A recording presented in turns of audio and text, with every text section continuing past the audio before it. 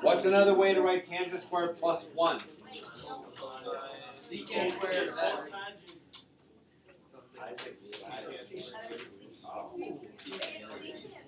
Secant squared of x.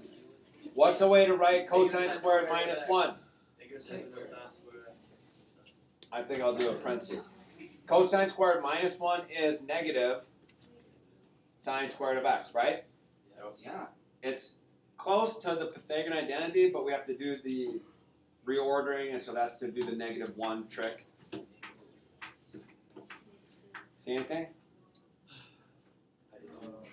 Remember, we're trying to get to tangent squared, which means there's a sine on top, cosine on the bottom. So let's write secant squared as 1 over cosine squared of x. Isn't it also 1 plus?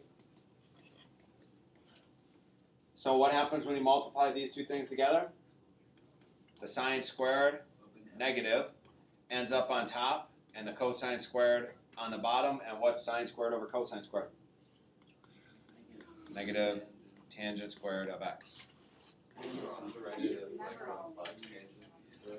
You'll notice, I think, number 8 in your packets. No, we skipped over. It used to be the same as one of the other ones. So. But any question on that one? That one's pretty quick. That one's pretty easy. Great, Pat, can you have a document for us? Yeah, just that. What, you want to? Wait, what? What side do you want to start with? Left. Wait, can you try? Okay, let's all start with the left-hand side. I'll give you a second to see what you might try, but I will put the answer up there. Okay, somebody that has started this, what did you do?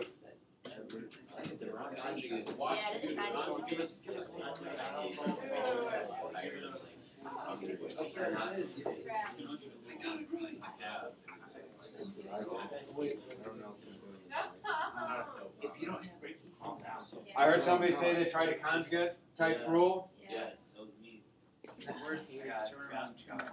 Okay, so again, you might try the conjugate. What happens is when you look at the blue, there are no Pythagorean identities to put in there. I don't know. There aren't a lot of options. So you might try multiplying by the conjugate. So the answer then is cosine times 1 plus sine.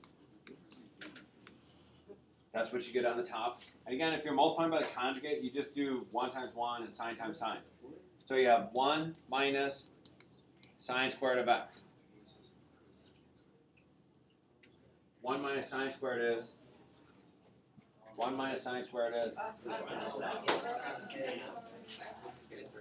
cosine squared. No, it's not. cosine squared of x.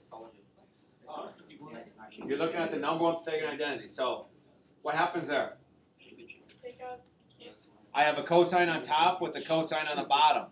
Now, remember, I don't get rid of all of the cosines in that problem. You get rid of one. I just get rid of the one on top. And then on the bottom, I still have a cosine. And now when you look at it, it's the hard break it apart deal. 1 over cosine plus sine over cosine. 1 over cosine is secant squared, or secant of x. And sine over cosine is plus tangent of x. Okay, we solved it.